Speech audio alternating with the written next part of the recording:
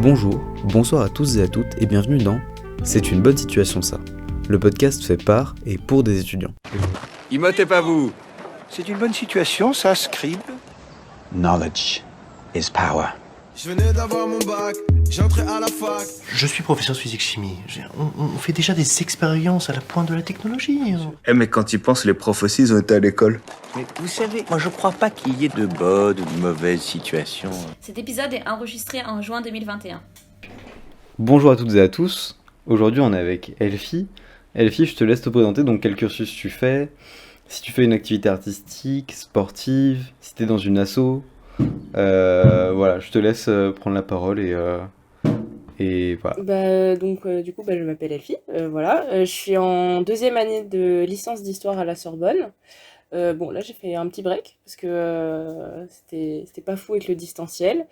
Et je suis pas dans une asso, même si j'aime beaucoup Before, mais j'ai pas voulu rentrer dans une asso là pour ma licence. Et après, sinon, je fais j'essaye de faire du sport à la maison, mais pareil non plus, pas de sport à haut niveau ou quoi. Ça a jamais vraiment été mon dada. Et puis sinon, en ce moment, avec la réouverture des musées, ma nouvelle passion, c'est les musées. Enfin, ma nouvelle passion qui est revenue du coup depuis la fermeture. Trop stylé ça, c'est un peu une activité artistique en soi. J'en profite parce que là ça faisait... C'est quoi le dernier musée que t'as fait? Le dernier que j'ai fait, c'était la galerie de paléontologie du Jardin des Plantes, du Muséum d'Histoire Naturelle. C'est trop bien parce que Elle est trop bien. Ouais, non mais parce que là c'était cool avec les dinosaures et tout. J'avais un peu l'impression de retourner en enfance, mais à chaque fois que j'y vais c'est fou, et là ça faisait des années que j'étais pas allée, donc c'était plutôt sympa. Puis il y avait personne, c'est tellement agréable de faire des musées quand il y a personne. Tu me donnes envie d'y retourner parce que ça fait longtemps que je suis pas allé dans ce truc. Et quand tu veux on y retourne. Et il y a l'autre galerie, Ouais. de l'autre côté du Jardin des Plantes, avec les animaux empaillés là, qui est sur 3 étages je crois. Ouais, ça je l'avais fait la semaine d'avant. Elle est trop bien aussi. Elle est trop bien, j'aime trop. Je trouve que l'ambiance lumineuse, elle est trop bien, t'as envie de dormir, c'est ouf. Ah, c'est hyper agréable. Je l'avais fait toute seule l'autre jour, je suis partie me promener juste avant d'aller au bar. La petite sortie culturelle. Et il y a même des animaux disparus en fait, il y a un dodo empaillé aussi. Il y a un dodo, ouais. Ouais, il y a un dodo tout en haut, C'est vrai. C'était gros d'ailleurs, un dodo. Rien à voir, mais je l'ai vu l'autre jour, je fais waouh, quand même. C'est un gros poulet. Ça me fait penser à je sais pas pourquoi, ça me fait penser à un pouf, le dodo. C'est vrai qu'avec la forme, ça peut faire fauteuil. Bon, du coup, il y en a plus, donc on va éviter de s'asseoir sur le seul dodo qui reste au Muséum d'Histoire Naturelle, mais c'est vrai que sur le principe, peut-être que les fauteuils sont inspirés des dodos, ou inversement, on sait pas. Comme le fou la poule en fait. Enfin. Le dodo, le fauteuil. Après, personnellement je dors peu, du coup c'est des petits dodos.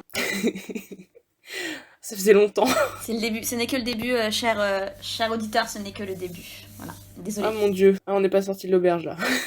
Et non. Et du coup, pourquoi t'as choisi ce parcours en histoire, Elfie ? Alors au début, c'était tout à fait au hasard, parce que en fait, quand je suis arrivée au milieu de ma terminale, quand il a commencé à falloir remplir Parcoursup, j'ai paniqué parce que je ne savais pas du tout ce que je voulais faire, et j'ai fait un peu par élimination. Je me suis dit le français ça me saoule, les maths j'étais en L, donc j'allais pas faire de maths, et après je me suis dit en fait l'histoire ça me passionne, je m'y intéresse en dehors des cours vachement, et pourquoi pas tenter de faire des études là-dedans, pour essayer, parce que je me disais que de toute façon ce serait une année d'essai.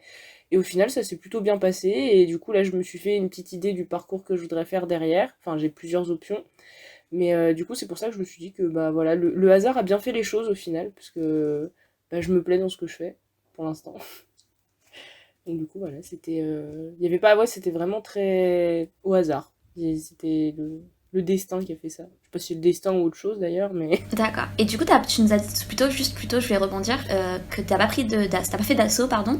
Pourquoi ? Parce que t'avais peur que ça te fasse trop avec ta licence, parce que t'as juste découvert les assos un peu en retard. Moi, ça a été mon cas. J'ai découvert le concept d'asso, c'était déjà un peu entamé dans l'année, mais d'asso étudiante, du moins. Elle a pas découvert le principe des assauts tard, je pense. Je vois pas ce que tu veux dire. Ah, tu dénonces comme ça, Raphaël.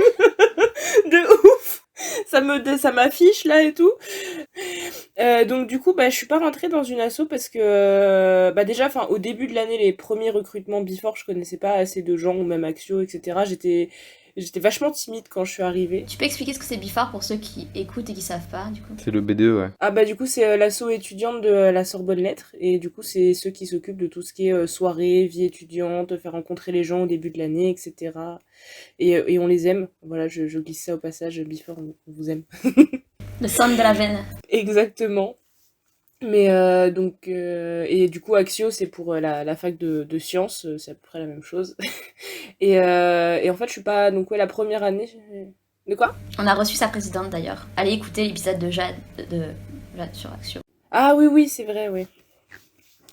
Et donc du coup la première année j'ai laissé passer parce que voilà je m'y suis prise trop tard, etc. Du coup la deuxième année en fait j'en ai pas mal parlé autour de moi à des potes qui connaissaient les générations d'avant ou enfin qui connaissaient juste les assos et qui m'ont même des gens qui étaient dans les assos qui m'ont dit franchement t'inquiète, genre c'est bien aussi quand tu profites juste des soirées, tu fais la fête et c'est pas le même délire parce que c'est tout un truc d'organiser les soirées et la vie étudiante de la fac, mais après c'est vrai que je me sentais pas forcément capable de le faire, surtout parce que je me suis dit oula on va peut-être faire une chose à la fois parce que déjà travailler c'est compliqué, donc parce qu'il faut que je me motive un peu à chaque fois, donc si en plus de ça je commence à me rajouter des petites distractions à droite à gauche, ma licence je vais la faire en 10 ans.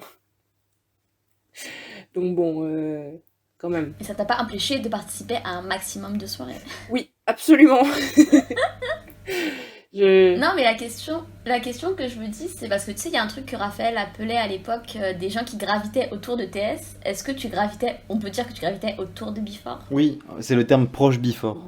D'une certaine manière, ouais, en gros, ouais, d'une certaine manière, oui, parce que comme on est tout le temps, enfin, quand on est en présentiel, je suis tout le temps avec eux, dans leur bureau, en bas, enfin, au -1 de la fac et tout, donc forcément, ça fait que, ouais. Mais du coup, ouais, donc t'es souvent avec Before, c'est bizarre, c'est pour ça que je te vois peut-être pas beaucoup à la fac, t'es souvent avec eux, non? C'est ça?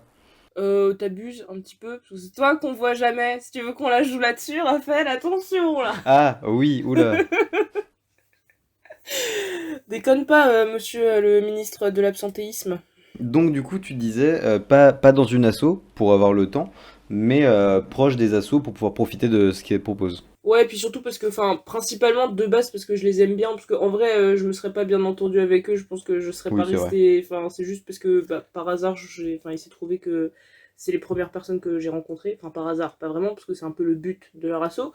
Mais, non, mais c'est vrai que ça joue aussi plus sur le fait que je profite, parce qu'en soi, à part aller à leur soirée et boire un maximum, voilà. Puis leur bureau est sympa aussi. Leur bureau est très agréable, très cosy, j'ai envie de dire. Ouais. Je sais pas, j'y suis jamais allée. Oh, mais on va te faire visiter Clignancourt. Ce sera un truc à faire l'année prochaine. Ah mais non, parce que l'année prochaine, Anaïs, elle est à Sorbonne-Mer. Il y a que nous deux qui seront à Clignancourt. Ok, et est-ce que tu peux nous expliquer ce que tu fais précisément dans ton cursus? Alors, donc du coup, en licence d'histoire, on a les 4 matières principales, donc histoire, mais ça commence bien si j'oublie les matières. Histoire ancienne, histoire médiévale, histoire moderne, histoire contemporaine. Et en gros, dans chaque matière, il y a des sous-matières spécialisées dans certains trucs. Donc il y a histoire grecque, par exemple, histoire culturelle du Moyen-Âge. Je sais plus ce que je faisais exactement après, j'ai un peu oublié, ça pas du tout. Pire déscolarisé de la Terre, moi ça fait 3 mois, j'ai oublié les études.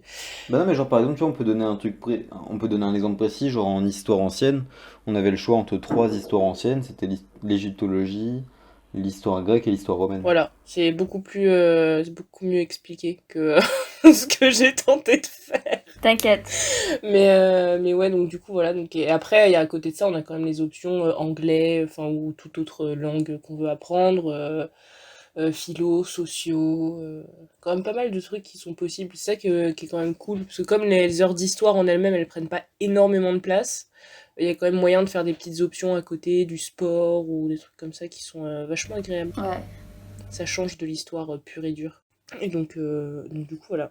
D'ailleurs, je me suis découvert une grande passion pour la philo depuis le début de la fac. J'ai fait 2 ans de philo au lycée, j'étais nulle, et je suis arrivée à la fac et je me démerde. Je sais pas comment j'ai fait. C'est un mystère. Et qu'est-ce que tu pourrais nous dire que ton cursus t'a apporté jusqu'à présent? Même si du coup c'est la galère, mais...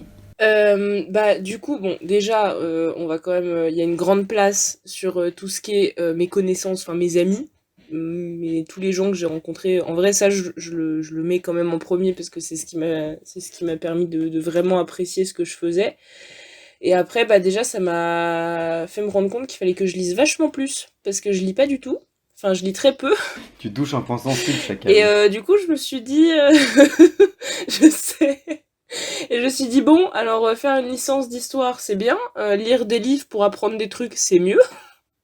Parce que bon, aller en cours 12 heures par semaine, ça suffit pas. Et encore 12 heures, je suis gentille. Genre, vraiment.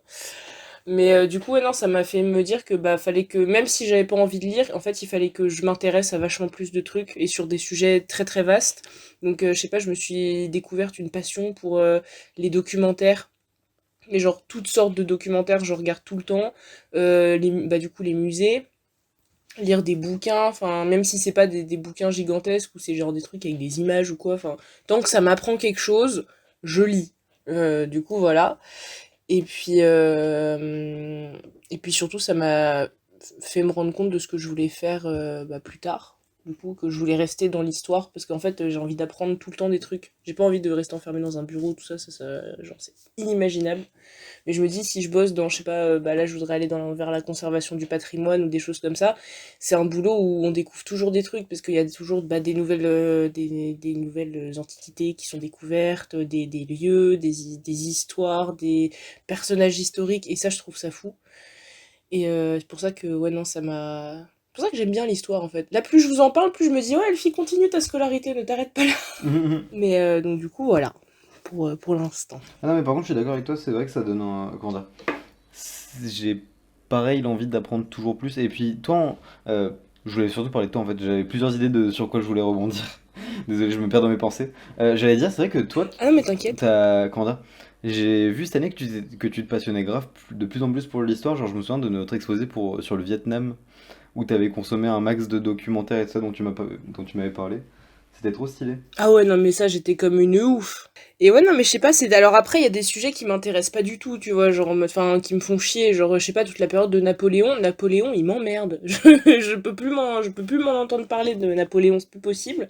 Mais alors, par contre, il y a des périodes, genre, tout ce qui est médiéval, là, je peux passer des heures et des heures et des heures à regarder des petites vidéos YouTube. Ah, tu es le centre de la veine, Elfie. Et. Médiéval, c'est la base.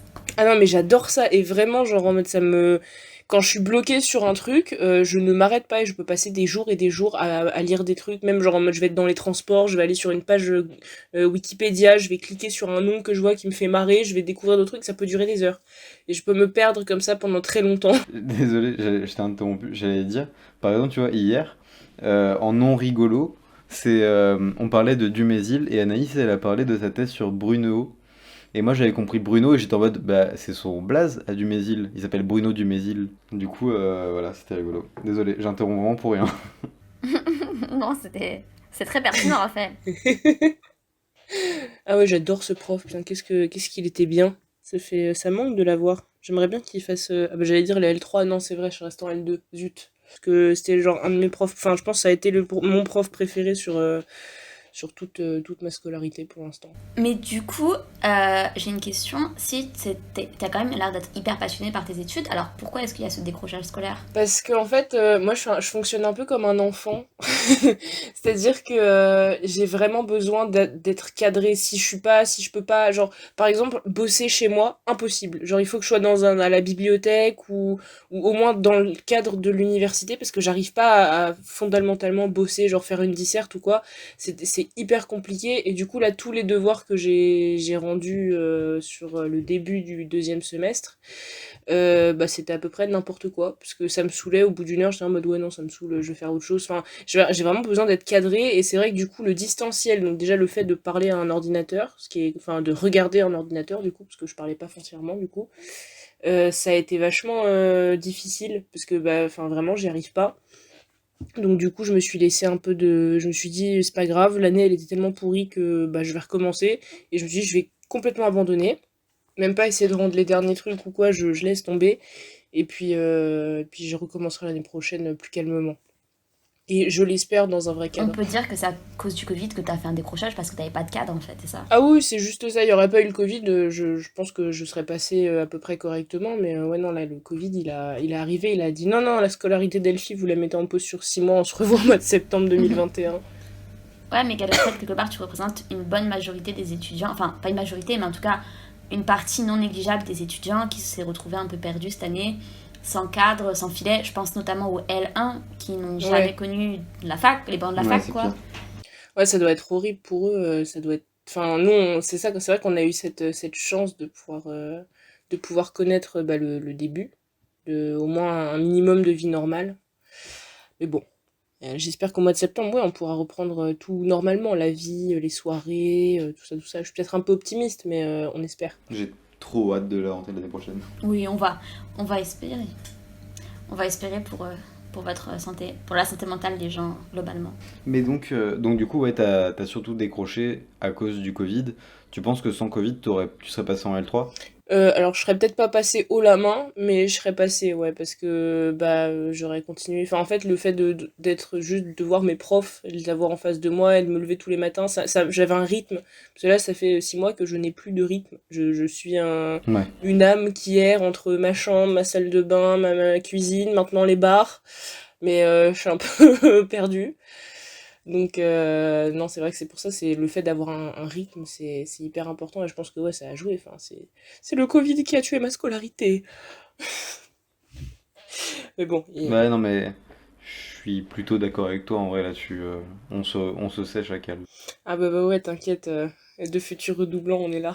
Mais en vrai, par contre, pour rebondir sur ta du coup passion pour l'histoire, Mhm. je sais pas toi, mais moi je l'ai vraiment développé. Enfin, je dirais pas que j'ai une passion pour l'histoire, c'est parce que bah, je sais pas si je suis vraiment passionné, mais juste j'ai beaucoup plus kiffé l'histoire cette année, même si j'ai bien plus échoué cette année. Ah ouais. Bah, en fait, même si j'ai moins taffé et que j'ai moins été au cours, enfin bref, que j'ai été moins investi toute l'année, tout ce que j'ai pu faire vis-à-vis de l'histoire, je l'ai fait avec beaucoup plus de passion et j'ai beaucoup plus recherché sur les sujets. Ouais, c'est drôle, moi c'est complètement l'inverse. Ouais, moi aussi, j'allais dire que ça aurait plutôt été comme ça en première année, parce qu'en plus, avec le fait de Ouais, découvrir un ouais. truc nouveau, etc. Au début, je pense que le premier semestre, enfin, la période, la courte, très très courte période où on était en cours en présentiel, c'était déjà vachement plus agréable. Enfin, genre là, j'étais à fond, mais ça a vraiment duré un mois, à tout casser. Vraiment, je pense que ouais, la Toussaint, c'était fini. Et non, parce que ouais, non, j'allais dire plus l'année dernière. L'année dernière, j'étais comme ça, j'étais vraiment à fond, j'étais hyper contente, je faisais des recherches de fou et tout quand je faisais un devoir. Là, cette année, je t'avoue que c'est pour ça que je redouble aussi, c'est parce que le programme de la L2, bon, je sais pas trop où il est passé, mais pas passé par ma tête. Ah ouais. Alors que pour le coup, je trouve que justement ce qui est cool avec la licence d'histoire, c'est que, enfin, je sais pas comment se passent les autres licences, mais vu qu'on change comment dire, de matière tous les semestres et tous les ans, bah tu peux grave découvrir des nouvelles choses tous les semestres. Genre t'es jamais enfermé dans quelque chose sauf si toi tu t'y enfermes de toi-même. Mais tu vois, genre au Moyen-Âge l'année dernière, on était sur les barbares et cette année j'étais sur la guerre de 100 ans. Ouais, mais c'est un peu ce que je reproche à la fac, justement, moi, c'est le fait que dans mon cursus, typiquement, à part si tu vas de ton côté te renseigner tout seul, genre t'as un pote qui fait l'opposé de ce que tu fais, mais sinon, on va avoir un gros manque.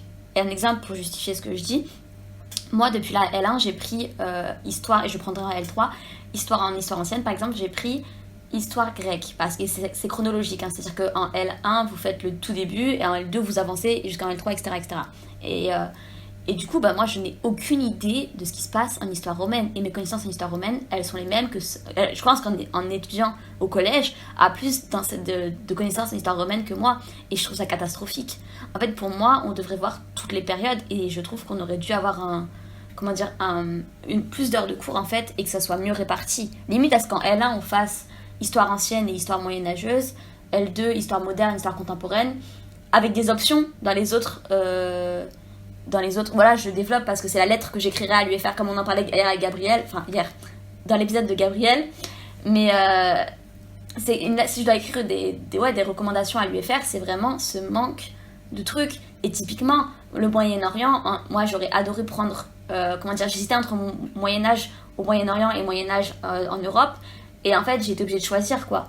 Et du coup, c'est un truc qui me déçoit fondamentalement, c'est parce qu'on a une connaissance très limitée. Alors, même si on avait eu tous les panels possibles, on n'aurait pas pu tout savoir sur l'histoire, mais je trouve que ça nous aurait ouvert beaucoup plus d'opportunités et de connaissances qui, là, nous font crucialement défaut, quoi. Ah, je sais pas. Vas-y, t'allais dire quelque chose, Delphi? Bah, j'allais dire que en vrai, c'est vrai que je vois ce que tu veux dire. Enfin, je comprends un peu ce point de vue de. C'est vrai que enfin, là, je reprends l'exemple de la L1, mais moi, je sais que j'ai fait les 3 matières d'histoire ancienne. J'ai tout essayé. Faire un semestre histoire romaine, un semestre égyptologie, un semestre histoire grecque. Donc bon, déjà, va rattraper les cours, c'est un peu compliqué.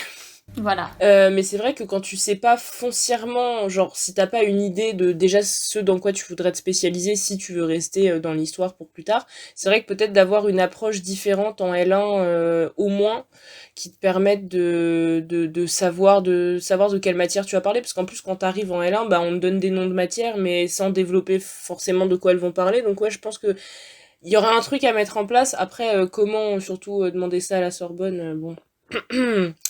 Voilà. T'inquiète, on va reparler de ça. Mais ouais, non, c'est vrai que ça pourrait être un truc qui serait pas mal justement pour aiguiller les gens un peu plus, pour qu'ils soient sûrs de ce qu'ils veulent faire après. Oui. Et même en termes de... Si jamais il y a des gens qui deviennent vraiment historiens, alors, enfin, tu vois, je veux dire, ils vont se spécialiser en master et en doctorat. Mais typiquement, Ouais. Que la fac ne propose pas le choix à des gens comme ça d'avoir toutes les périodes, des basiques, hein, même, tu vois, enfin... C'est-à-dire qu'après, ce sera leur travail d'aller eux se renseigner, mais je pense que quand t'écris une thèse, un mémoire ou encore pire une thèse, t'as pas le temps d'aller te renseigner sur un autre sujet que le sujet dans lequel t'étudies. Bah, Quoi. c'est ça, c'est que c'est déjà tellement de boulot que, ouais, c'est... Enfin voilà, moi pour pallier mes connaissances en histoire romaine, typiquement ce qui va se passer c'est que, bon pas cette année, pas cet été parce que j'ai des trucs à faire, mais après je vais clairement devoir prendre un manuel et le lire, mais ça sera jamais pareil que d'avoir assisté au cours, d'avoir entendu des profs en parler. Ouais. Ça s'imprimera pas de la même manière dans mon esprit, tu vois, et les connaissances je les aurai pas aussi longtemps. Enfin, et pas de manière aussi, comment dire, tout le monde peut lire un manuel, mais je trouve que les cours sont vraiment nécessaires dans ça donne une densité, une profondeur que le manuel n'apportera pas, quoi. Bah, c'est ça, puis il y a toujours moyen de, si on a un doute, pouvoir poser une question, puis surtout la manière dont le prof approche sa matière, c'est toujours travaillé justement déjà pour capter l'attention des gens, et puis surtout pour que ce soit hyper clair et limpide, et peut-être plus qu'un manuel qui est un bout de papier, dans l'absolu. Mais ouais, c'est vrai que c'est pas très bien foutu en fait. Avec le recul, Pierre il devrait nous prévenir un an à l'avance, renseignez-vous un peu sur ce que vous voulez faire les gars. Enfin c'est le but de Parcoursup, mais bon, pareil c'est pas très fiable non plus. Il y a des choses à améliorer, clairement. Ouais, ah ça c'est sûr. Du coup, on s'est beaucoup étendu sur qu'est-ce que tu fais précisément dans ton cursus, si je me trompe pas. Du coup, qu'aimerais-tu faire après, Elfie? Alors, c'est encore... Enfin, j'ai une idée. J'ai plein d'idées, en fait. Parce que, bah, comme d'hab, moi, je divague beaucoup. Hein, je change d'avis comme de chemise, c'est une catastrophe. Donc là, j'ai un truc à peu près stable, mais dans 2 ans, ça peut changer. Dans 5 ans, je peux être en train d'étudier les ours polaires, on ne sait pas. Mais... Oh oui, vive les ours. Mais là, du coup, le but premier de la licence d'histoire, du coup, ce serait de me... Donc du coup, là, j'aimerais bien essayer de rentrer dans un master patrimoine et musée après ma licence. Parce que c'est un des trucs, en fait, qui pour devenir conservateur du patrimoine, ce que je touche du bois à côté de moi, mais ce que j'aimerais bien faire, c'est un des meilleurs, un des masters qui est le plus complet, quoi, pour rentrer dans les écoles. Et si ça marche pas, faire un autre master en histoire à peu près similaire, pour après essayer de rentrer dans l'école des Chartes ou l'école du Louvre. Mais je suis très très optimiste parce que mon niveau actuel ne me permettrait absolument pas de le faire. Du coup, je sais qu'il va falloir que je bosse énormément pour le faire, mais après, je me dis que si j'arrive à rentrer dans une de ces 2 écoles et d'en ressortir à la fin du cursus qu'ils font, je peux me mettre plutôt bien dans la vie normalement derrière. J'ai une question. Ouais. Parce que c'est drôle, c'est l'épisode de Gabriel qui est donc l'épisode qu'on a enregistré hier. J'avais la même question, donc tu répondras un peu peut-être. Je sais que ce master-là, il est sanctionné à l'issue par un concours pour en devenir conservateur. Et je me demandais, si ce concours tu ne l'as pas, c'est un concours très compliqué, parce que je m'étais renseignée, si ce concours tu ne l'as pas, qu'est-ce que tu peux faire avec ce Master 2 en fait en histoire de l'art? Ça t'ouvre quoi comme champ des possibles en termes de métier? très honnêtement, rien du tout. Je crois que j'ai pas grand-chose. Enfin, c'est entre guillemets dangereux, quoi. Bah en fait c'est pour ça que là du coup parce qu'en fait de base le concours enfin les deux concours que ce soit le Louvre ou l'école des Chartes on peut le passer à partir de la 3e année de licence, enfin à la fin de la L3, sauf que je me suis dit une mauvaise idée, je me connais, je vais pas avoir le niveau, du coup je me dis autant me laisser 2 années de rab, et surtout que ça me permettra de trouver peut-être autre chose à faire derrière. En fait mon master c'est surtout du rab, pour avoir un peu de temps sur mon existence, où je me dis je fais pas rien, je fais quand même un master, donc ça fait quand même un truc écrit en plus sur le papier. Mais après, c'est vrai que foncièrement, si l'école des Chartes ou l'école du Louvre, ça marche pas, je suis perdue. Je sais pas du tout quoi faire à côté, j'aimerais bien, parce que je veux pas devenir prof, quoi. J'ai une question du coup, encore une fois, mais désolée, mais l'école de Chartres, je sais que ça forme pour être, notamment parce que j'avais interviewé une archiviste. Et du coup, c'est potentiellement aussi ce que t'aimerais faire. Bah en fait, parce que c'est pas foncièrement conservateur du patrimoine, ouais, ce que je voudrais faire, c'est tout ce qui touche à la conservation, donc archiviste, ouais, ça en fait partie, tout ce qui est enfin tout ce qui est avec l'UNESCO, même au niveau européen, voire mondial, parce que bon, dans l'idéal, j'aimerais bien partir habiter au Canada d'ici 7-8 ans, mais bon, déjà, ça va dépendre de mes études, et optionnellement de si j'ai un boulot quand j'arrive là-bas, parce que l'histoire là-bas, c'est un peu plus compliqué. Sur différentes parce que je voudrais pas m'arrêter à l'histoire de France ou à l'histoire de l'Europe, j'aimerais bien aussi apprendre des trucs sur je sais pas, bah l'histoire bon alors dans l'idéal le Canada, mais le problème du Canada c'est que l'histoire est très particulière et qu'il n'y a pas une richesse aussi gigantesque que la nôtre, parce que bah ils ont découvert le continent assez tard. Et enfin, c'est pas qu'ils ont pas de richesse, je peux pas dire ça, c'est pas gentil. Mais parce que non, la culture canadienne, elle est cool. C'est surtout très faux. Oui, c'est surtout très faux, mais en plus, c'est pas du tout ce que je voulais dire. Mais je sais pas comment formuler le truc, mais en fait, c'est vachement plus compliqué. Enfin, c'est limite plus tout ce qui est archéologie. Donc après, pourquoi pas me réorienter vers de l'archéologie aussi. Enfin, en fait, je sais pas, c'est très très flou pour l'instant. Donc, mais j'aimerais pas, enfin, j'ai pas envie de rester bloquée, à moins que je trouve un boulot de rêve en France, mais peut-être un truc qui me ferait voyager, découvrir d'autres cultures, d'autres... En fait, j'ai envie d'apprendre, de passer mon existence à apprendre. J'adore apprendre. Je comprends, je suis très d'accord, je plus sois complètement ça. Je suis d'accord. Et du coup, j'ai encore une question, désolée, parce que l'école du Louvre, en fait, tu rentres sur concours dans l'école du Louvre et après, ça te forme pour devenir conservateur. Parce que moi, j'avais juste vu le concours de conservateur qui était à l'issue du master patrimoine, conservation du patrimoine, et où que tu pouvais rentrer à l'école du Louvre qui te préparait à ce concours-là aussi. Corrige-moi si je me trompe. Alors, je suis pas encore assez renseignée, honnêtement, pour répondre précisément. Je sais que... Ouais, déjà, il y a là tout ce qui est préparation au concours, donc ça, dans l'idéal, j'aimerais bien... En fait, le truc, c'est qu'en parallèle de mon master, ou en parallèle de peut-être ma L3, je sais pas encore, ça dépendra vraiment de ce que je peux faire, voir si je peux pas commencer déjà justement des préparations à des concours, faire des cours. Ils proposent justement l'école du Louvre, des cours du soir, qui sont hyper complets Stylé ça.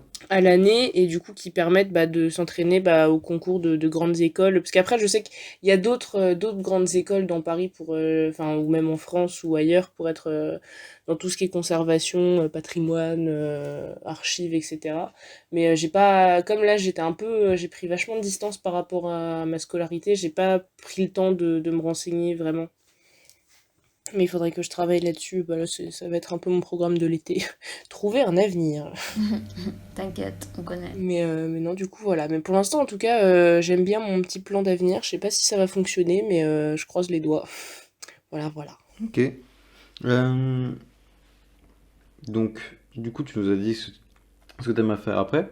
Mais là, tout de suite, dans ta licence, donc tu nous as dit que ton prof sûrement préféré, c'était Monsieur Dumézil. Est-ce que tu as une matière préférée? Tu nous as déjà dit que c'était l'histoire médiévale aussi, en vrai. Oui. Ouais, parce que c'est une personne fantastique, voilà. Elle a tout compris à la vie. C'est tout. Enfin, l'histoire médiévale. Non, parce que c'était une question, donc tu grilles les étapes, mais ça nous va. Moi, je fais du condensé. Mais c'est pas grave. Du coup, question suivante. Je te laisse la poser, Anaïs. Ok. Est-ce que tu envisages de partir à l'étranger pour faire une partie ou tout le reste de tes études, et pourquoi? Alors, oui et non.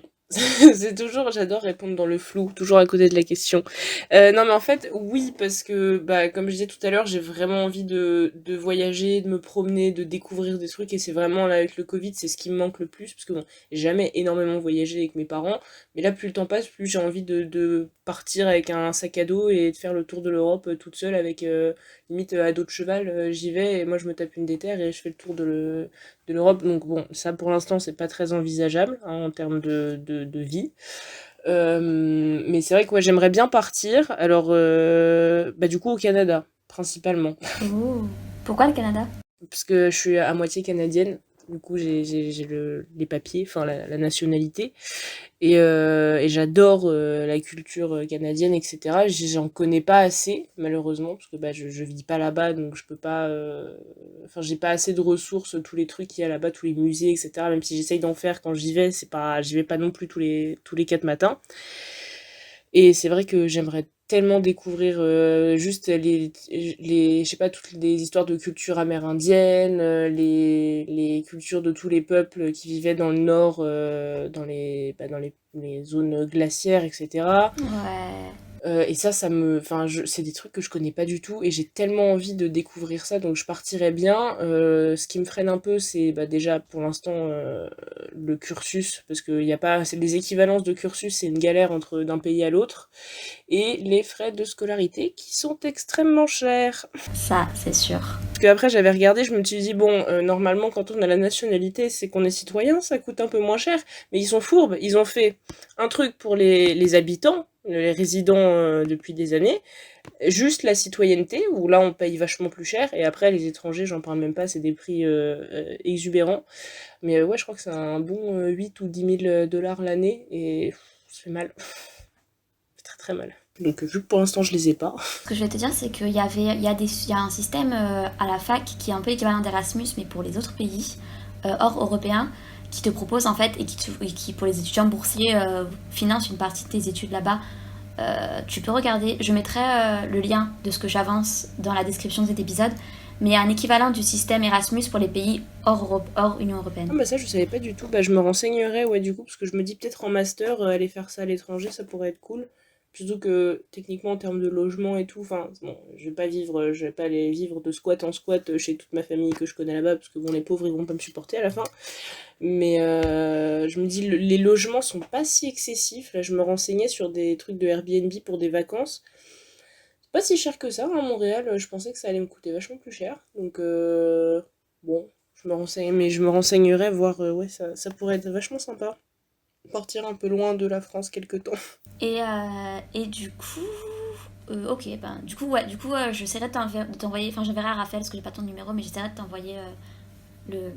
Et au pire tu le retrouveras dans la bio de ton épisode, mais le système, mais il faut s'y prendre assez en avance parce que c'est concept d'Erasmus, il faut s'y prendre 50 ans en avance. Mais j'essaierai de retrouver pour toi le truc, c'est sur la fac. Tu peux taper Erasmus dans la barre de recherche de l'ENT ou tu sais sur le site de Sorbonne Université, et en fait tu auras le système Erasmus classique et tu as le système équivalent Erasmus. Si je te le trouve, je l'enverrai à Raphaël et je lui dirai de te renvoyer. Mais ça marche. Puis sinon, ouais, t'inquiète, j'irai checker à droite à gauche sur le site tout à l'heure pour me renseigner. Mais bah écoute, merci beaucoup en tout cas parce que je connaissais pas du tout.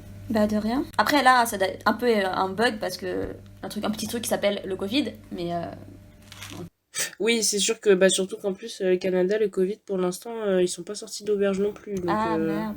Bah enfin leurs chiffres sont vachement moins violents que les nôtres hein, concrètement, parce qu'ils sont à à peine 100 cas par jour ou quoi, mais pour eux ça fait quand même vachement. Donc enfin, ils ont été vachement plus stricts vu qu'ils étaient à côté des États-Unis, même si là ça s'est calmé pendant la pandémie. Ils ont eu 2-3 flips, l'histoire de variants brésiliens et tout, vu que c'est le même continent. Ils étaient pas très à l'aise, mais là ça a l'air d'aller un petit peu mieux. Mais bon, c'est pas encore tout ce qui est rentré sur le pays et tout, c'est pas très très facile. J'avais regardé pour les vacances. Ok, alors du coup, comment vois-tu... question... touchy. Oui. Comment vois-tu le fait d'être étudiant en France aujourd'hui en 2021? Alors... Défoule-toi. Bah... Non, mais en vrai, ça fait tellement longtemps, enfin là, ça commence à faire tellement longtemps que le Covid, il est là, que foncièrement, la vie d'un étudiant en 2021, bah, je m'y suis faite. Puis je suis pas dans les plus à plaindre non plus, hein, on va pas se mentir. Bah déjà, enfin, concrètement, de base, être un étudiant, surtout à Paris, avant Covid, c'était pas facile, parce qu'avec tous les prix des loyers, les machins, les bidules, la bouffe, c'était hyper complexe. Après, là, c'est vrai qu'avec le Covid, bah, on n'a pas de cours, donc on voit personne. Enfin, ou sinon on a des cours mais derrière des écrans, donc bon, c'est pas en termes de rencontres, on a déjà vu mieux. Et bah c'est vrai que ouais non, le fait qu'il y ait plus de vie sociale, plus de petits boulots, ça commence à faire pas mal, donc là c'est cool que ça réouvre parce que bon, c'était sympa 2 minutes, mais si je voulais vivre comme un ermite, je serais partie vivre dans la forêt, pas dans ma chambre.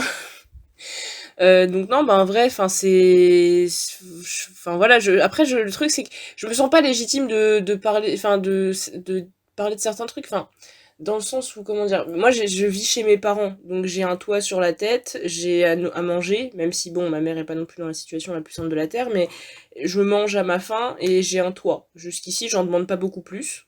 Mais c'est vrai que pour des gens qui, quand je voyais tous les étudiants qui galéraient à manger, enfin il y en a encore, mais c'est vrai que quand on voyait aux infos les files d'attente de 15 mètres de long devant les assos qui les aidaient pour des paniers repas ou quoi, enfin je trouve ça, enfin ça brise le cœur quoi, parce qu'on se dit mais c'est le futur de la France, et le futur de la France on le laisse crever dans un coin, enfin. Bon, je trouve que le gouvernement a pas été très cool avec les étudiants, parce qu'il y a eu quand même beaucoup de concessions qui ont été faites de chacun des côtés. En fait, ça y est, je me défoule. Je suis partie pendant 2 heures, là. Mais je trouve qu'il y avait, enfin, les jeunes, on a quand même, bah, enfin, on a quand même foutu une bonne partie de notre vie, de 2 ans de notre vie, bah, de côté. Et bon, principalement pour sauver les vieux au début, quand même, moi je le vois un peu comme ça. Mais mais après, non, c'est vrai que bah, c'est pas facile, quoi. On a pris un peu cher. Donc après, s'attendre à de la reconnaissance, j'irai pas jusque-là, parce que je pense pas que l'État vienne nous dire, bon alors bravo, félicitations, chèque cadeau pour aller dans tous les bars de France. J'en rêve la nuit, mais ça n'arrivera jamais. Mais ouais, au moins enfin, je sais pas, un minimum d'aide, d'être conscient que, bah, au bout d'un moment, un étudiant, il peut pas bosser 35 heures par semaine pour avoir un SMIC, parce qu'à côté de ça, bah, c'est dans le nom, c'est un étudiant. Donc, enfin, je trouve Bah, que. étudiant, c'est déjà un statut de travail à part entière. Bah, c'est ça, déjà, c'est un statut de travail, tu peux pas, enfin, au bout d'un moment, même s'il y en a beaucoup qui le font parce qu'ils ont pas le choix, au bout d'un moment, tu peux pas te concentrer et sur ta vie étudiante, dans le sens où, bah, il faut que tu fasses tes études, optionnellement, que t'as des devoirs à rendre, des examens, une tentative d'avoir une vie sociale. Et à côté de ça, alors il faut savoir le budget du mois, le boulot, le machin, le bidule, est-ce que je vais bosser assez d'heures pour me faire assez de sous? Enfin, c'est horrible, quoi. Enfin, enfin, voilà, je suis contente d'avoir, d'un côté, d'être encore chez ma mère et de pas foncièrement avoir eu trop de problèmes pendant le Covid, mais c'est vrai que là, enfin, ouais, non, quand tu penses à tous les étudiants de France et de Navarre, bah, ça fait chier, quoi, en vrai. Parce que, bah, ouais, je sais pas, juste, il s'est passé tellement de choses et tout le monde a tellement fait d'efforts pour pas grand chose derrière, et pour juste être dans la merde. Je trouve ça triste un peu ouais, qu'il y ait aucune volonté d'aider plus que ça les jeunes aujourd'hui. C'est pas très juste. Elfie, toujours dans les questions salées, que penses-tu de ton établissement d'enseignement supérieur? Ah, alors, attends, je repose ma gourde. Carrément, là, je m'installe, la change de position, je me mets bien. Parlons de la Sorbonne. Alors, la Sorbonne, que dire de la Sorbonne? Alors, c'est beau, c'est un très beau bâtiment, enfin, si on prend la Sorbonne mère, mais je pense que ça s'arrête là. Concrètement, c'est beau, c'est sympa, il y a une bonne ambiance quand tu rencontres des gens. Non, mais pour de vrai, bah, en fait, le truc, c'est que j'idéalisais vachement la Sorbonne avant d'y rentrer.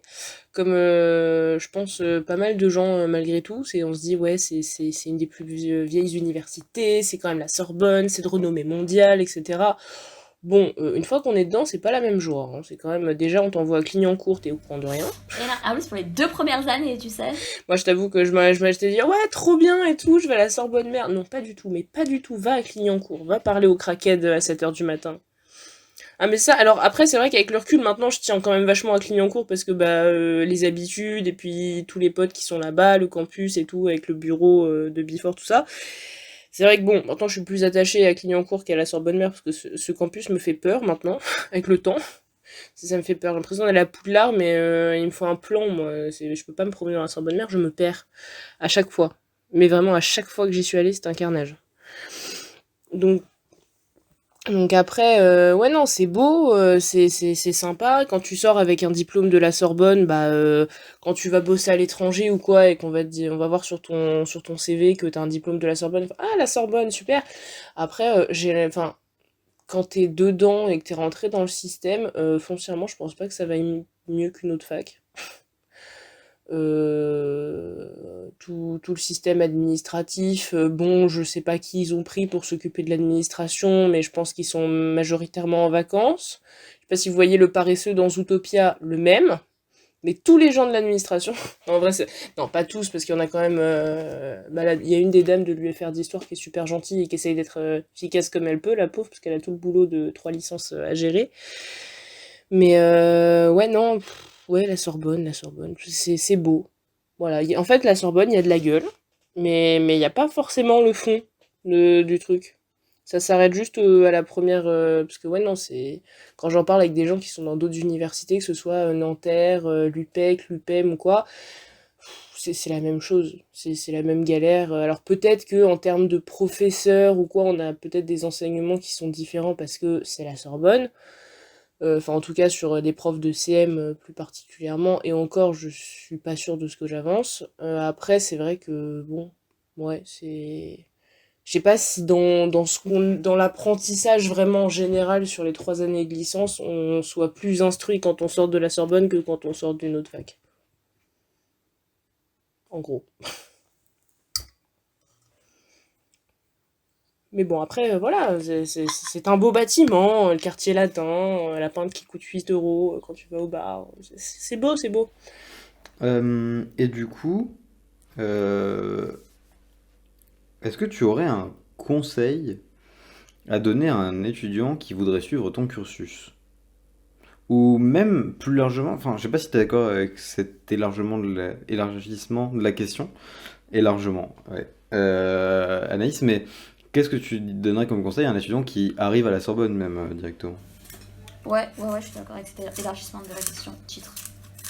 Alors, ne pas compter sur l'administration pour s'occuper de quoi que ce soit, tout gérer soi-même, dans un premier temps. Si on prend la Sorbonne au titre un peu plus large. Non, mais en vrai, non, pour la Sorbonne en elle-même, je pense que, je sais pas, je saurais même pas dire, parce que je suis pas un bon exemple foncièrement, hein. Les bons conseils qui viennent de moi, c'est rare quand même. Euh... Non, mais non, par rapport à la Sorbonne en elle-même, ouais, je pense que déjà, bon, quand même, essayer de rencontrer des gens et tout pour garder un minimum de, aller voir le BDE, tout ça, pour essayer d'avoir des contacts, parce que vu que eux tiennent au courant personne dans la fac, c'est mieux de savoir à droite à gauche sur le groupe Facebook, Discord maintenant ou quoi ou qu'est-ce, mais pouvoir avoir quelques contacts malgré tout, genre même si c'est des gens à qui t'envoies un message une fois de temps en temps en mode bonjour, quand est-ce que c'est les résultats, ou bonjour, quand est-ce que c'est les partiels. Ça peut toujours être pratique parce que sinon c'est la galère, parce que sinon tu connais tes examens la veille et bon, pour réviser c'est un peu chiant. Et après, en histoire particulièrement, alors je pense que, bon, je sais pas si c'est la meilleure idée, mais je pense que en vrai, faut pas hésiter la première année à essayer plusieurs matières. Genre, par exemple, par rapport à ce que j'ai fait égyptologie, j'ai pas du tout aimé. Du coup, je suis partie en histoire romaine, ça m'a fait chier. Et du coup, je suis arrivée en L2 en me disant, bon, histoire grecque, ça a pas l'air trop mal. Et du coup, j'ai fait de l'histoire grecque et c'était vachement cool. Et j'adore ça maintenant. Et bon, ça demande de rattraper un petit peu de boulot, au moins les CM, pour essayer d'avoir un minimum de connaissances. Mais en vrai, je pense que plutôt que de se dire non, mais c'est pas grave, même si j'aime pas, je reste dans ce truc-là, faut pas hésiter à changer et à aller voir d'autres horizons. Il y aura toujours moyen de récupérer les cours de toute façon. Et si ça peut permettre de faire aimer ces matières, ou en tout cas son cursus vraiment au maximum, je pense que ça peut être un truc pas mal à essayer. Après, voilà, je sais pas si ça marche pour tout le monde, je sais pas si... Mais je me dis, quitte à kiffer ses études, autant faire de la L1 une année un peu test, et après arriver en L2 avec en étant sûr des matières qu'on veut prendre et qu'on a aimé l'année précédente. On peut pas tout essayer non plus, mais je pense que ce serait déjà pas mal. Et puis surtout, ouais, demander, essayer toujours de, quand il n'y a pas de, je sais pas, des galères avec l'administration, aller voir les profs. Les profs, ils sont super gentils. Genre, ils sont trop bien, les profs. J'aime pas l'administration de cette fac, mais qu'est-ce que les profs, je les aime bien. Bon, pas tous, hein, on citera personne, mais il y en a 2-3, bon, Raphaël, voilà, on sait. On se sait, chacal. Ah on ouais, se non, mais sait. vraiment, bon, il y en a 2-3, c'est un peu des cons, mais c'est pas très gentil de dire ça, mais voilà. Après, c'est vrai que dans la grande majorité, les profs de CM, en général, ils sont adorables, mais puis même les profs de TD, ils font ce qu'ils peuvent en fonction de ce que la fac leur donne comme info aussi, donc en général, ils sont un peu dans la même galère que nous, mais malgré tout, s'il y a une galère ou quoi, et qu'on leur en parle, ils peuvent faire, eux, peut-être remonter ça plus rapidement à l'administration, ou quelqu'un qui pourra s'en occuper et régler le problème, ou avoir l'info qu'on cherche, voilà. Mais je pense que déjà, c'est quelques petits trucs qui peuvent faciliter une entrée à la Sorbonne. Merci beaucoup. Et pas de soucis. Je crois que c'est le moment du jeu. Exactement. Mystérieux, ne joue pas l'homme mystérieux, je connais tes histoires encore mieux qu'un historien. Timberland bateau, chaussettes de royaliste. Et du coup, est-ce que tu connais le principe de notre jeu? Je vais me faire taper sûrement, mais non. Mais y a pas de problème, t'inquiète. En gros, Combini, ils ont un format de petit jeu qui s'appelle Philo ou B2O. Et nous, on l'a repris à la base quasiment tel quel, mais maintenant il s'appelle Rap ou pas rap. Et en gros, on te dit une phrase, tu vas savoir si ça vient du rap ou de autre chose que le rap. À la base, ça venait plus de la philo, après plus de la littérature directement. Mais on s'est dit, en vrai, c'est vachement réducteur pour le rap d'être comparé à d'autres arts. Et du coup, et en même temps, en plus, c'est cool de pouvoir citer des trucs qui viennent du cinéma ou d'autres choses. Donc on a élargi. Du coup, on te dit une phrase, tu dois juste nous dire si c'est du rap ou pas du rap. Ok, d'accord, je pense qu'on va beaucoup rire. Parce que je vais ressortir ma culture, ça va être un échec. Ça va être marrant. Mais t'inquiète. Vas-y, je te laisse commencer, Alice. Ok. L'enfer, c'est la souffrance de ne plus pouvoir aimer. Pas rap. Ouais, c'est pas du rap, c'est les frères Karamazov de Dostoïevski. J'en avais déjà parlé ici. Ok. J'ai pas adoré ce livre, mais bon, il y avait des bonnes phrases, donc j'utilise. Du coup, autant s'en servir. Voilà. Ok. À toi, Raphaël. Alors, Pouta, où tu étais quand je mettais les 7 euros d'essence? Non, Raphaël, je te hais. T'avais fait la même... Tu sais que c'est la 3e fois que tu fais la même blague. J'ai pas utilisé cette phrase. Tu sais que c'est la 3e fois que tu fais la même blague. Mais non, j'utilisais Si. pas cette phrase. Pas cette phrase, mais c'est la même Voilà. blague. Mais non, c'est pas la même blague, c'est pas la même phrase. Le concept de la blague est le même. Bah, du coup, si je peux me permettre, rap. C'est ça. Et est-ce que tu aurais à tout hasard la référence précise? En fait, je sais que je la connais, mais alors, c'est pas. Mais si tu l'as. Mais non, c'est tu Jul. l'as.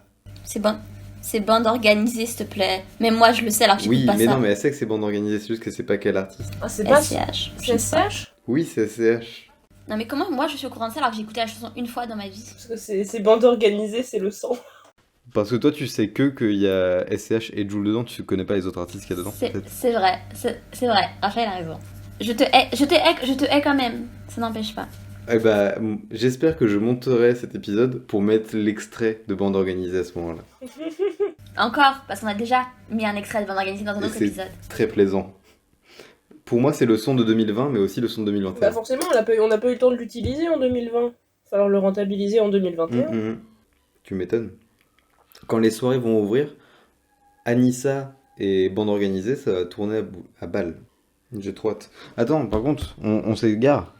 3e question. Oui. À toi, Anaïs. J'ai vu autant d'humanité chez les animaux que d'animosité chez les humains. Rap? Comment? Rap? Ouais, c'est du rap, c'est à deux pas de Alpha One, mais c'est une phrase de, évidemment, le magnifique, le ouf, le dingo, Nekfeu. Je cite pas beaucoup Nekfeu dans ce podcast, je pourrais, mais franchement, Youssoupha et Nekfeu, je l'ai choisi avec parcimonie parce que sinon vous seriez inondés de Youssoupha et Nekfeu. Alors remerciez-moi, et voilà. Mais parce que, attendez, franchement, ces gens-là écrivent bien, à un moment il faut reconnaître. Bah, très fort. À toi, Raphaël. L'avenir appartient à Dieu, celui qui se lève tôt, c'est son problème. C'est tellement du rap, ça. Bah ouais, de ouf. Mhm. Rap? Mais à tout hasard, est-ce que tu n'aurais pas la ref? Non? Ça te dit rien? Je sais pas, j'ai envie de dire Damso, mais je suis pas sûre de ce que j'annonce. Eh bah, ça vient d'un son de Damso. Ah d'accord, mais je saurais pas te dire lequel par contre. Ça vient de Chialer dans, du coup, le dernier album. Mais c'est pas Damso qui la rappe, c'est un featuring qui s'appelle IJ Pabbo, je crois, mais j'ai peur de mal le prononcer. Mais, Ok, mais du coup, voilà, je trouvais la phrase stylée. ça marche. Bah ouais, c'est vrai qu'elle est stylée. Bah du coup, t'as un 4 sur 4. T'as un 4 sur 4, Elfie. Ouais, Waouh. bravo. Putain, c'est rare. Et c'était à la fin du jeu. Allez. Alors, la question emblématique de ce podcast, peut-être que je t'en ai déjà parlé, mais c'est très important pour tout le monde. Beaucoup d'auditeurs nous en reparlent. Alors, On a grandi dans la ZUP, de toutes les couleurs, comme une boîte de dragibus. quelle couleur de dragibus préfères-tu? Et tu sais quoi, je vais créer un truc de ouf, j'aime pas les dragibus. Ok. Ah, merci Elfie. Ah, vive Elfie. Elfie, tu es mon épisode préféré, tu es mon invité préféré de la Terre. Ah, Écoute, ça merci. fait plaisir. Non mais j'ai jamais été très dragibus dans la vie. Merci, on est d'accord. Ouais, non, je sais pas, ça a une texture chelou. Oui, Je exact. préfère les crocodiles ou le truc basique. Ok. Et d'ailleurs, dans les crocodiles, j'ai aussi peut-être une théorie. Quel crocodile préfères-tu? Le rouge. Bah, c'est ce que je pensais. N'importe quoi, n'importe quoi, n'importe quoi. Je te jure que pour moi, dans les crocodiles, c'est les rouges les meilleurs. Et les schtroumpfs. Quel schtroumpf préfères-tu? Même les schtroumpfs rouges. En fait, les bonbons rouges, en règle générale, ils sont meilleurs. Et bah, je suis d'accord pour pas pour les dragibus, mais pour les schtroumpfs et pour les crocodiles. Genre, je sais pas, ils sont juste meilleurs. On va passer à la dernière question de ce podcast, c'est ça qu'on fait? Ouais, exactement. Elfie, qu'est-ce que tu ferais si tu n'avais pas peur? De peur de quoi? C'est le concept de la question. Ah. Qu'est-ce que je ferais si je n'avais pas peur? J'irais dans la forêt amazonienne. Voilà. Du moins ce qui reste de la forêt amazonienne. Ouais. Ou je sais pas. Parce qu'en fait, j'ai une peur bleue des araignées. Mais genre phobie. Et donc tu irais dans la forêt? Bah si j'avais pas peur, ouais, je serais allée dans la forêt amazonienne ou en Australie, c'est là où il y a des puits d'araignées, mais ça m'aurait pas dérangé parce que j'aurais pas forcément eu peur de ces trucs-là. Alors que c'est pas du tout sur ma liste d'envie, là, tout de suite, l'Australie, moyen. Ah ouais, non, il y a trop de trucs bizarres là-bas. Ok, bah j'aime beaucoup cette réponse, aller en Amazonie. En plus, c'est un peu le centre de la veine, puisque c'est là où je suis née. Mais on va pas s'étendre de ce podcast. Du coup, Quoi? T'es la fille de Jeff Bezos? je serais pas dans un appartement de 15 mètres carrés à parler avec toi si j'étais la fille de Jeff Bezos. Et cette blague était nulle. Ah mais la réponse à cette blague était incroyable. Oui, mais c'est parce qu'elle est sortie de ma bouche, ça, Elfie. Titre. Grave. Mais c'était une perche, elle était facile. Ouais, c'est vrai. Bah du coup, je crois que c'est la dernière partie de cette émission qui arrive. Oui, elle arrive à grands pas. C'est la partie qu'on préfère tous, c'est la partie où on peut parler de trucs qu'on kiffe. Non pas qu'on n'a pas parlé de trucs qu'on kiffe avant, mais voilà. C'est la partie, Elfie, où tu vas pouvoir conseiller à nos auditeurs un truc qui te fait kiffer. Ça peut être un musée, ça peut être un film, ça peut être un bouquin, ça peut être une chaîne YouTube, ça peut être un truc que tu as découvert il y a 50 ans ou il y a 5 minutes. À toi. Waouh. Alors attendez, parce que là, il faut que je fasse le tri du coup dans ma tête, parce que là, j'ai 11 milliards de trucs qui me viennent en tête. Tu peux en conseiller 2 ou 3, honnêtement. Alors, par quoi commencer? Déjà, un livre le film du bouquin, mais je pense qu'il y a déjà plein de gens qui le connaissent, mais ça reste mon film et mon bouquin préféré, et j'en parlais il y a pas longtemps, donc là j'y pense. Into the Wild de Jon Krakauer. Je l'ai jamais lu, jamais vu. C'est incroyable. C'est vraiment... Alors en gros, c'est une histoire vraie d'un adolescent, un mec qui passe son diplôme aux États-Unis et en fait qui décide du jour au lendemain de tout abandonner et de partir, donc je crois qu'il habite à peu près au milieu des États-Unis, et de remonter jusqu'en Alaska. En autostop, vraiment avec rien du tout, pas très peu d'argent avec lui, etc. Et en fait, du coup, il va vivre plein d'aventures en Alaska, parce qu'il va arriver là-bas, etc. Il se passe plein de trucs. Je peux pas trop en raconter plus, parce que ça spoil assez rapidement, et j'ai pas envie de spoiler, parce que c'est pas très drôle. Ok. Mais donc c'est tiré d'une histoire vraie, donc le livre est absolument incroyable. Le film, j'en parle même pas, tellement les paysages sont magnifiques, enfin c'est la musique, bon c'est un peu long comme film, mais c'est vrai que c'est waouh, on se prend une claque quand on le regarde, enfin c'est un truc, ça fait partie de mon truc un peu survivaliste et tout, ça me ferait triper, j'ai pas le courage de le faire, mais un jour peut-être dans 10 ou 15 ans, mais c'est vrai que ouais, non, ça, le film et le livre sont vraiment, vraiment bien. Et après, un groupe, alors je leur fais de la pub, mais je sais que tout le monde les connaît, Maneskin, les gagnants de l'Eurovision. Je suis désolée, hein, mais ils sont géniaux. Quoi ? Le groupe qui a gagné l'Eurovision, c'est Maneskin, Ah, les Italiens. et ils sont mais incroyables. C'est un groupe de rock italien. Et j'ai regardé par hasard en me disant ouais, l'Eurovision, nanana et tout. Je suis devenue fan. J'ai saigné leurs albums. Là, j'ai tout écouté, j'écoute que ça, je sais pas pourquoi, mais j'ai eu un gros coup de cœur sur ce groupe. Et voilà, pour ceux qui aiment bien le rock, en plus D'accord. c'est du rock italien, du coup c'est sympa, ils sont jeunes, ils sont beaux, voilà quoi. Et c'est cool. Ok. Et j'avais une idée mais j'ai oublié. C'était encore un film. Si vous me lancez, il y en a pour des heures, hein. Je vais vous en faire une liste je vais vous faire un roman de trucs à recommander. Et après, si j'avais vraiment un dernier truc, parce que je sais qu'il y a pas mal de gens qui l'ont pas vu, ce film, et que pareil, ça reste un de mes films préférés. C'est un peu plus vieux, même beaucoup plus vieux, je crois qu'il date de 98, 99, je ne sais plus. Trainspotting, avec Ewan McGregor. Très jeune d'ailleurs, incroyable. Bon, c'est un peu déprimant parce que ça parle de toxicomanie, addiction à l'héroïne, etc. Et ça, pareil, c'est, je pense, le film que j'ai le plus vu dans ma vie. Bon, la première fois, j'avais 12 ans. Il y a certaines choses qui peuvent traumatiser un enfant de 12 ans dans ce film, hein, je préviens d'avance. Ne le montrez pas à vos petits frères et petites sœurs. Pas une bonne idée, mais il est incroyable. La musique est folle, toute la BO, c'est un vieux film, donc plus le temps passe, moins bien il vieillit. Mais juste pour les histoires de musique, les acteurs, il y en a plein qu'on a revus dans plein d'autres trucs derrière.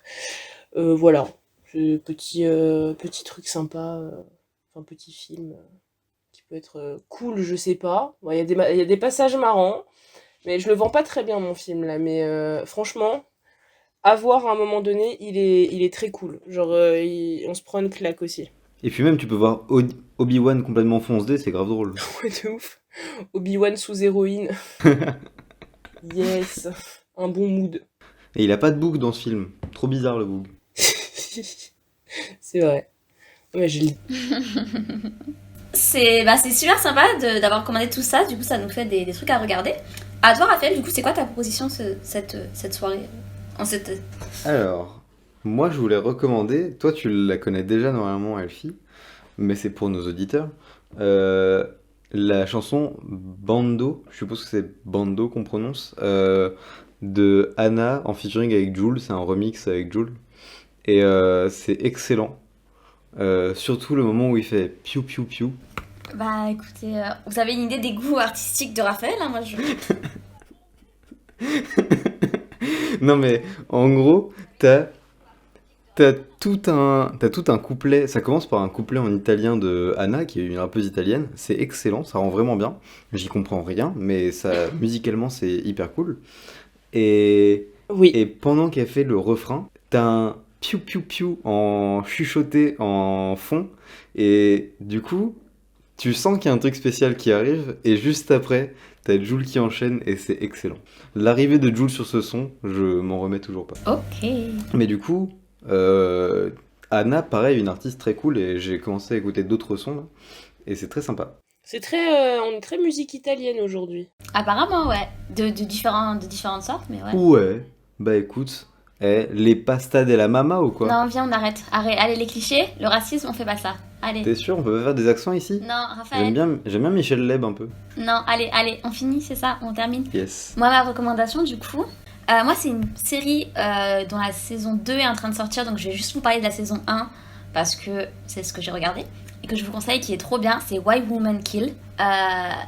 Et c'est créé par le réalisateur de Desperate Housewives. Je n'ai jamais vu Desperate Housewives, donc je ne peux pas avoir d'avis sur la question. Parce que c'était pas le genre de série qui m'intéressait à l'époque. Mais de quoi ça parle Why Women Kill? Comme le dit le nom, en fait, vous savez d'emblée qu'il va y avoir des meurtres. Et vous savez d'emblée qu'il va y avoir des femmes qui vont tuer. En fait, la saison 1, en tout cas, c'est 3 époques différentes. Vous suivez 3 femmes différentes dans 3 époques différentes.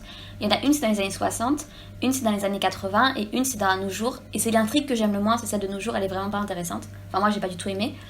Et je trouve que les acteurs jouent pas très bien. Enfin, bref, voilà. Mais les 2 premières, elles sont excellentes. Et les actrices, elles sont ouf. Et les acteurs aussi, d'ailleurs. Et du coup, en fait, vous allez suivre des couples dans les 3 époques différentes. Et il va leur arriver des trucs.